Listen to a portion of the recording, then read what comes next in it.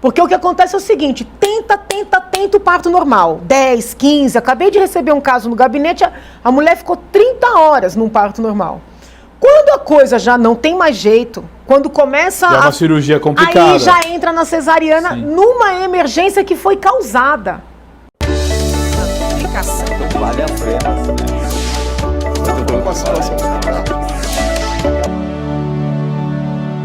Olá, seja bem-vindo a mais um programa em discussão. Hoje vamos falar de alguns projetos do ano de 2019 da deputada Janaína Pascoal, do PSL. Deputada, seja bem-vindo, né? Bem-vinda à Rede Alesp mais uma vez. Muito obrigado pela presença. Primeiro vamos começar pelo projeto de lei 435 de 2019, né, que se tornou a sua primeira lei. Ele garante à gestante a possibilidade de optar pelo parto cesariano a partir da 39ª semana de gestação, bem como a analgesia, mesmo quando escolhido o parto normal. Queria, deputada, que a senhora primeiro falasse como surgiu a iniciativa de propor essa lei aqui no Parlamento Paulista, né? Já foi sancionada pelo governador João Dória, e a gente fazer um panorama de como está hoje a situação, se a senhora já teve algum caso que melhorou a vida das mães, etc e tal. Bom, primeiro, feliz ano novo, né? Sem dúvida, seja bem-vinda de novo. É a nossa primeira participação em 2020. Sim. Olha, a lei nasce de uma série de casos concretos que eu pude acompanhar, em que bebês faleceram ou ficaram com lesões neurológicas graves, as assim chamadas paralisias cerebrais, em virtude de terem passado do tempo de nascer, né? Traduzindo, tiveram anóxia, que é a falta de oxigênio no cérebro. Em todos os casos, as mulheres chegam saudáveis, com bebês saudáveis à maternidade, e como não são atendidas no seu desejo de fazer uma cesariana, são submetidas a longas horas de espera e tentativa de um parto normal, já visivelmente inviável, ocorre esse resultado, né, que é a falta de oxigênio. Então, assim, nesses muitos casos ficou evidente que se o desejo da mulher de fazer a cesariana tivesse sido atendido, o resultado morte ou o resultado lesão cerebral não teria se verificado. Assim que eu tô, na verdade, antes de ser eleita, eu já apresentei como programa, vamos dizer assim, apresentar esse projeto de lei. Durante a campanha, algumas cidades que eu visitei, eu recebi o apoio de mulheres. Lembro, assim, para mim, eu tenho a memória muito clara de Caieiras. Eu visitei Caieiras durante a campanha e foi muito tocante. Eu estava numa praça e mulheres, munícipes de Caieiras, vieram conversar comigo que tinham visto os meus videozinhos de campanha e que elas apoiavam muito esse projeto.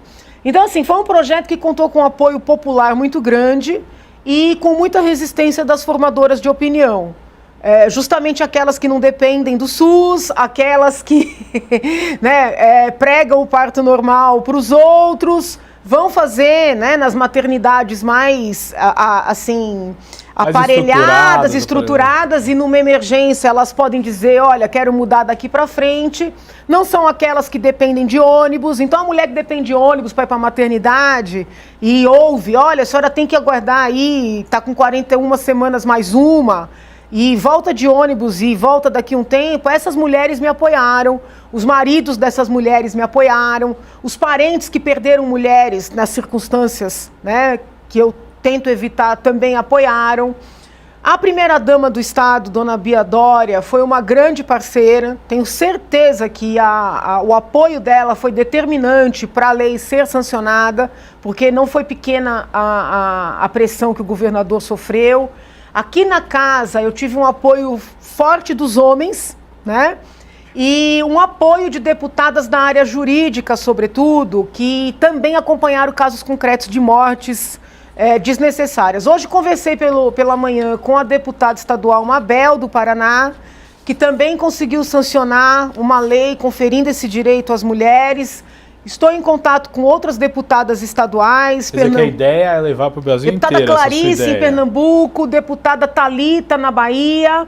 Essa lei foi replicada na Câmara Federal pela deputada Carla Zambelli, no Senado Federal pelo senador Sérgio Petecão, e eu ainda estou com um pouco de resistência para a observância da lei. Tá? Então, primeiro esclarecimento que eu aproveito para fazer aqui.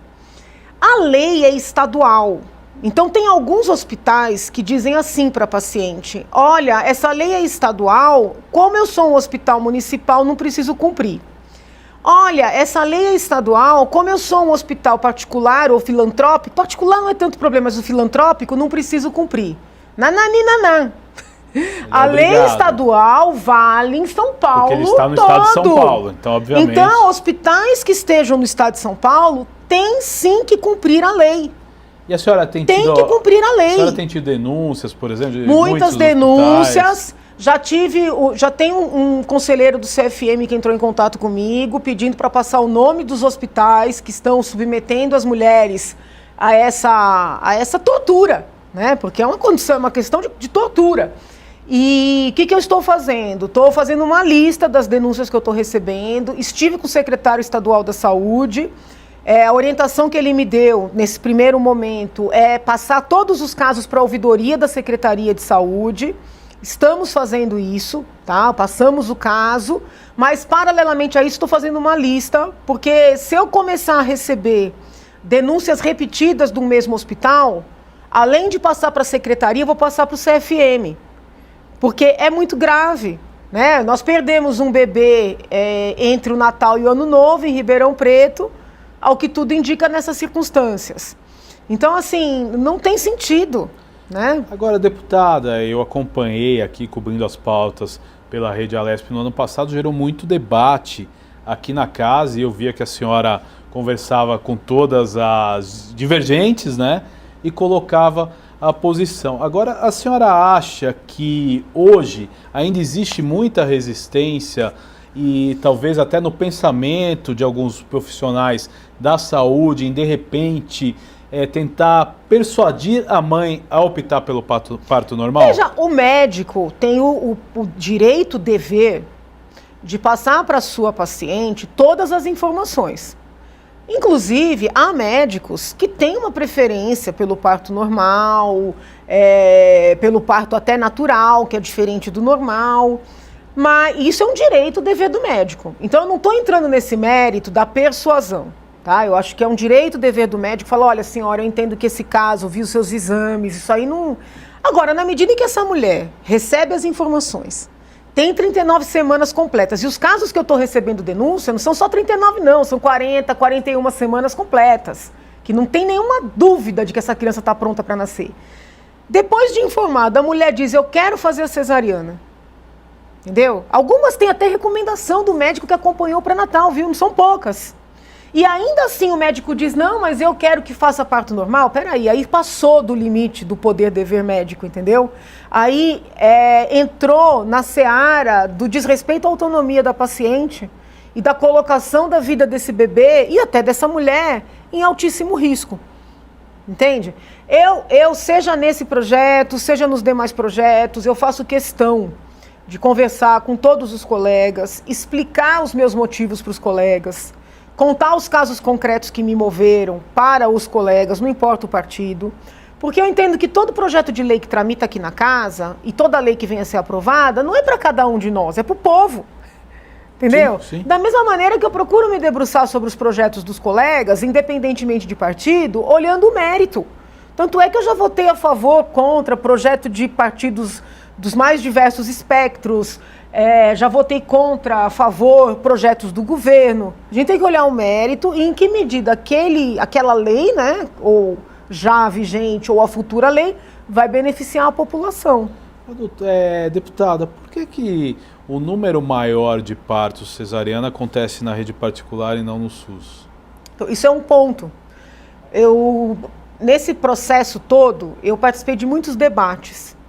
E era muito comum, né, os meus opositores dizerem assim: ah, mas a cesárea mata mais mulheres, mata mais bebês. Eu dizia: olha, não é verdade que na rede privada tem mais cesariana? É. Onde se morre mais? É na privada ou é na pública? Rede pública, né? É na pública. Onde se tem mais bebê sequelado? É na privada ou é na pública? É na pública. Então isso já é prova de que essa relação que se estabelece, né, entre cesariana e morte é uma grande falácia. É uma falácia. Sim. Porque o que acontece é o seguinte, tenta o parto normal. 10, 15, acabei de receber um caso no gabinete, a mulher ficou 30 horas num parto normal. Quando a coisa já não tem mais jeito, quando começa Já é uma cirurgia complicada. Aí já entra na cesariana numa emergência que foi causada. Quando ocorre a morte, joga o dado morte na conta da cesariana. É uma falsidade. Sim. Entende? Então, assim, nós temos que falar sobre isso. Eu peço que as mulheres que dependem da rede pública, seja dos hospitais públicos propriamente, seja dos filantrópicos, que elas se manifestem.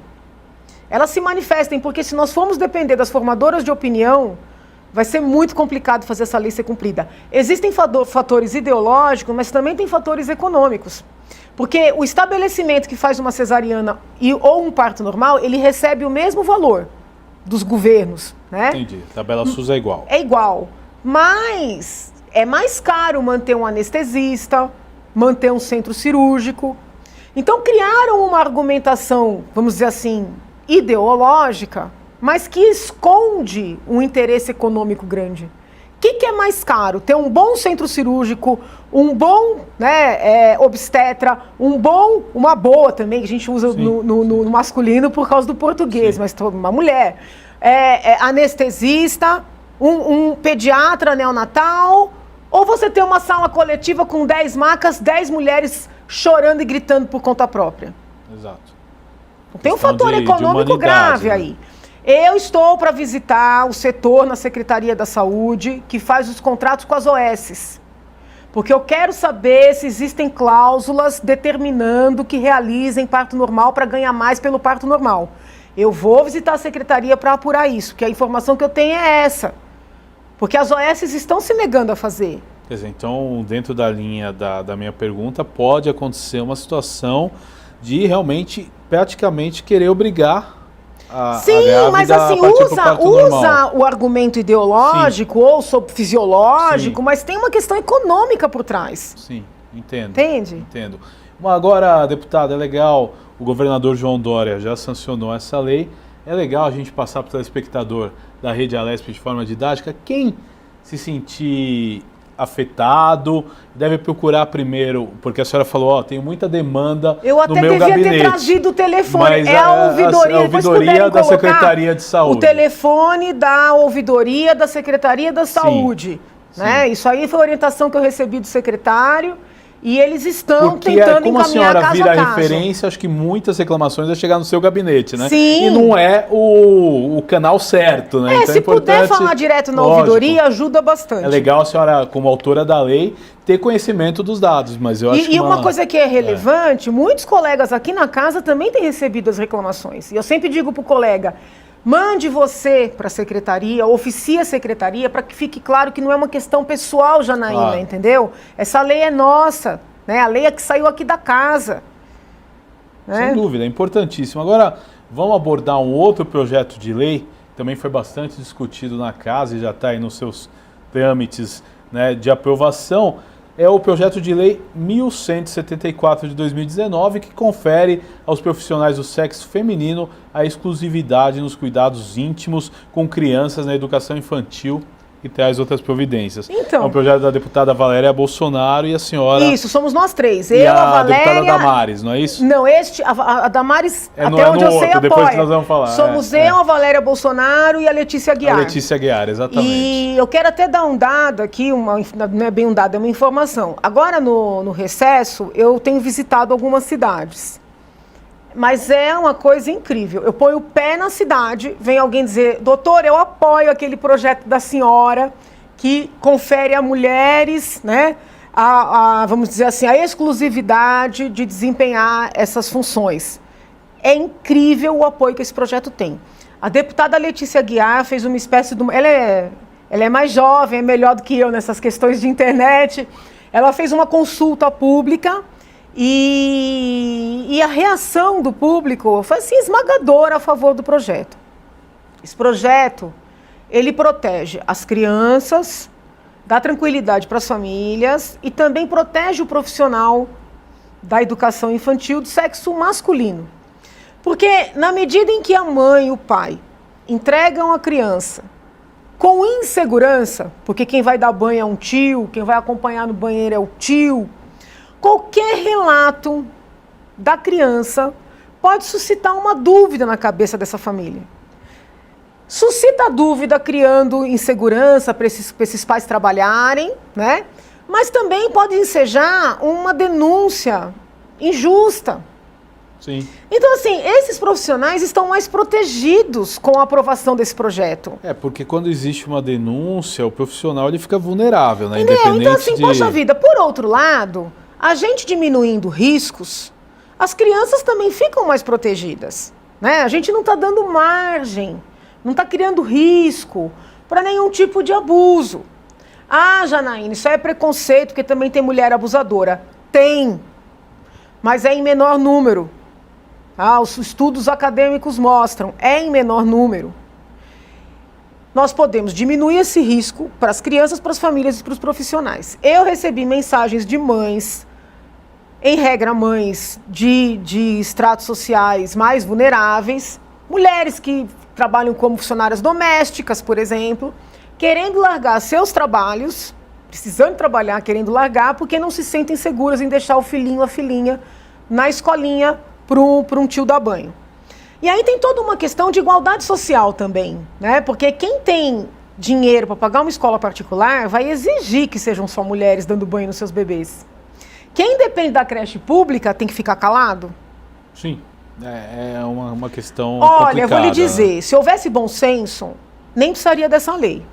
Mas na medida em que eu subi na tribuna e noticiei o desconforto das mulheres que estavam me escrevendo e pedi para os prefeitos fazerem um esforço de baixar uma resolução nesse sentido, não pedi para demitir ninguém, porque dentro de uma creche tem muito trabalho, tem muita atividade.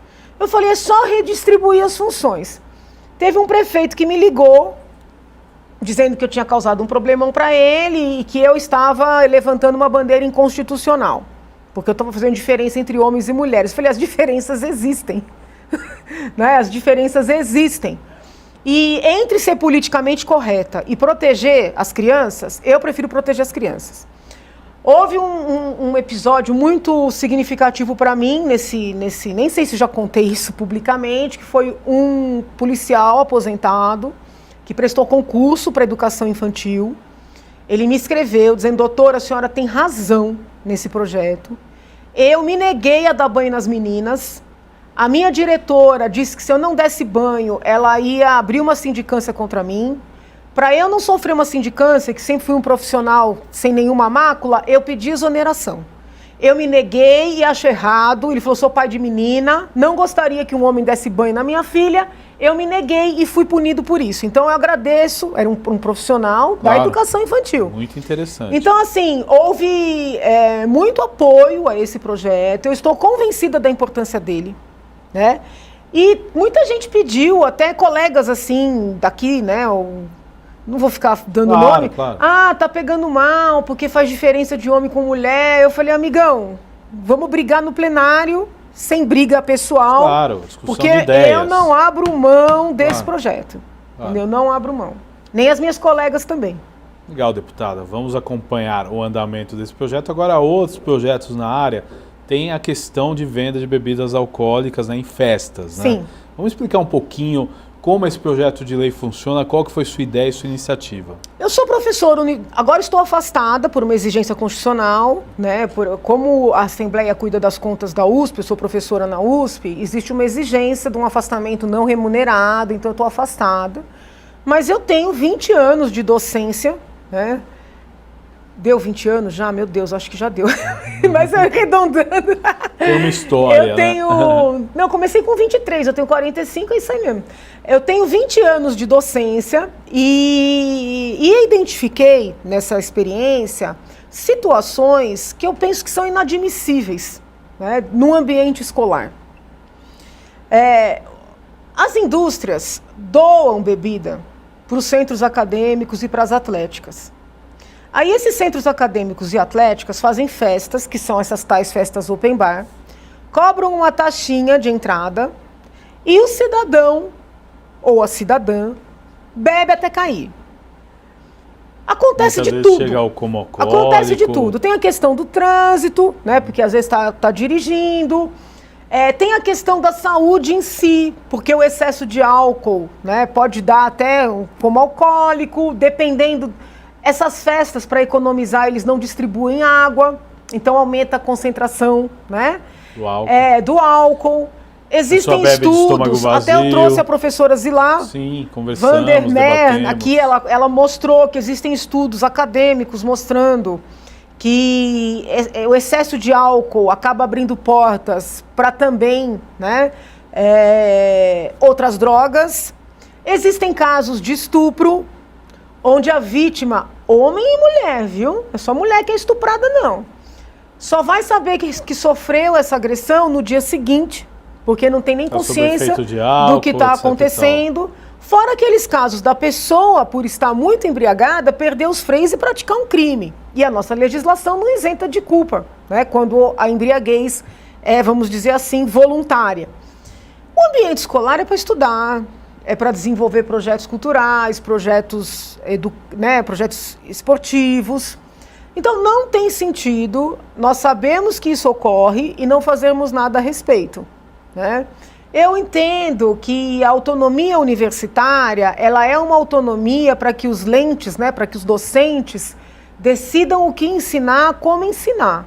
Não para que aconteça qualquer coisa no ambiente universitário e que nós não possamos fazer alguma coisa a respeito, né? Então, assim, faz parte da minha linha de atuação na vida, né, nem como deputada. Zelar pela segurança, pela saúde de crianças e adolescentes em especial. E acaba até pecando com a imagem do universitário, né? Porque a maioria são profissionais que vão ocupar o mercado, né? De repente, fazendo esse tipo de atitude em festas é muito triste. E olha, né? Assim que eu apresentei o projeto, que foi muito criticado, disseram que eu estava mexendo com a autonomia individual. Eu não estou proibindo álcool em restaurante, não estou proibindo em evento, proibindo na escola. Sim. Que isso? Uma avó ligou no gabinete para agradecer que o sonho dela era que o neto entrasse na faculdade. E depois que o neto entrou, ela se arrependeu terrivelmente. Porque só é festa para isso e bebe. Então, assim, a gente tem que tentar ajudar essas famílias, né? Tem que tentar ajudar essas famílias. Sem dúvida, sem dúvida. Agora, deputada, outros projetos na área.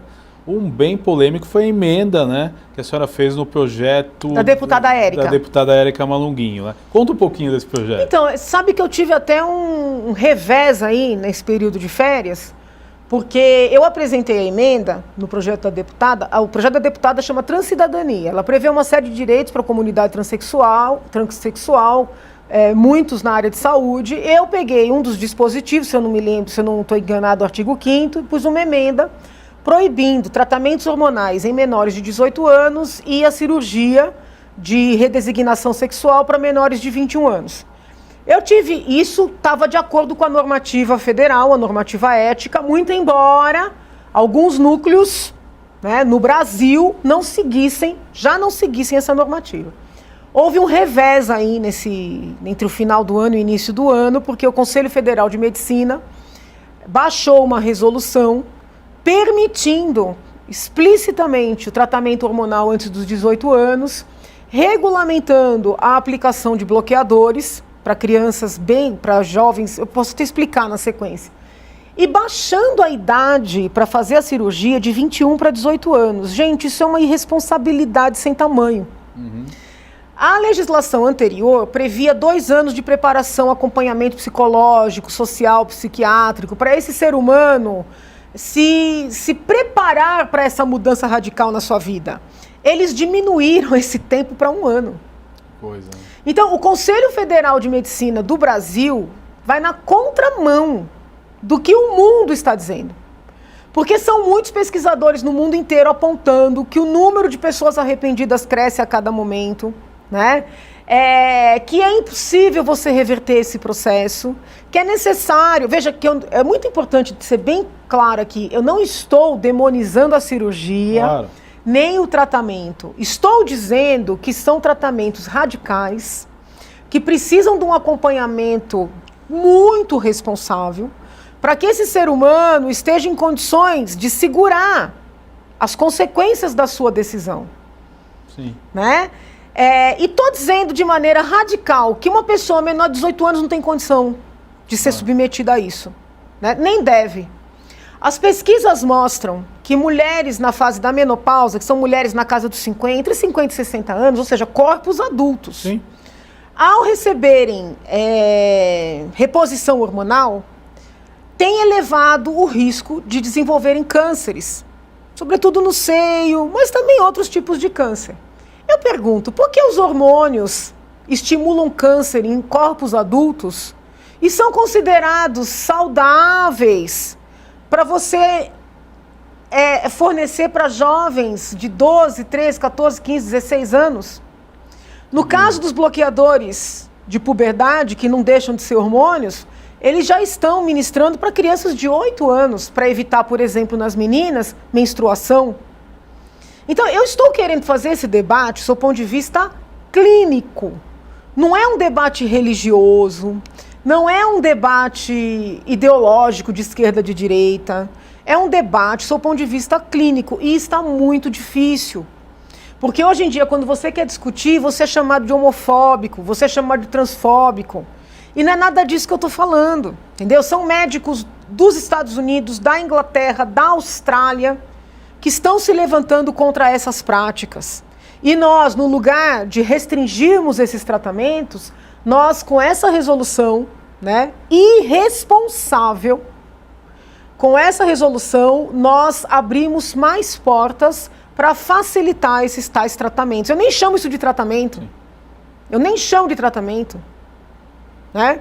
Nós temos uma lei em vigor, uma lei federal em vigor no país, que é a lei que trata do planejamento familiar, que proíbe a esterilização de pessoas menores de 21 anos. Coloca uma série de exigências, já tem que ter 2 filhos, tem que ter assinatura do cônjuge. A lei é até exagerada, sabe? Se eu fosse deputada federal, até abrandaria essa lei para pessoas adultas. Mas eu pergunto, se uma pessoa adulta com filhos tem dificuldade para se esterilizar, né, dentro da legislação, como é que pode você dar hormônio para uma criança de 10 anos? Sim. Você fazer uma cirurgia, tirar o aparelho reprodutor de um menino de 18 anos. É uma incoerência, inclusive, legislativa. Agora é importante, né, a gente explicar para o telespectador da Rede Alérgica de forma didática. A senhora falou no revés. E essa determinação, que é federal, o Conselho Federal de Medicina, inviabiliza a sua emenda? Então, não? eu fiquei refletindo por uns 3 dias. Pois é. Falei, caramba, será que agora mataram a minha emenda? É um argumento a mais, porque tem muitos deputados aqui que estavam contra. Mas muitos estavam contra porque não conheciam a realidade. Achavam que eu estava mentindo, inventando coisa. Depois viram que eu estava falando a verdade. Mas eu acho que por ideologia vão seguir contra. Agora, a norma do CFM é uma norma ética. A legislação estadual, como o próprio nome diz, é lei. Nós temos competência concorrente para legislar na seara da saúde. Eu entendo que a lei prevalece, vou seguir adiante. Deputada, muito obrigado pela sua participação nesse programa em discussão. Vamos fazer mais encontros, né, para falar das suas leis aqui no Parlamento Paulista, mas hoje foi bem esclarecedor. Muito obrigada, tá? Obrigada.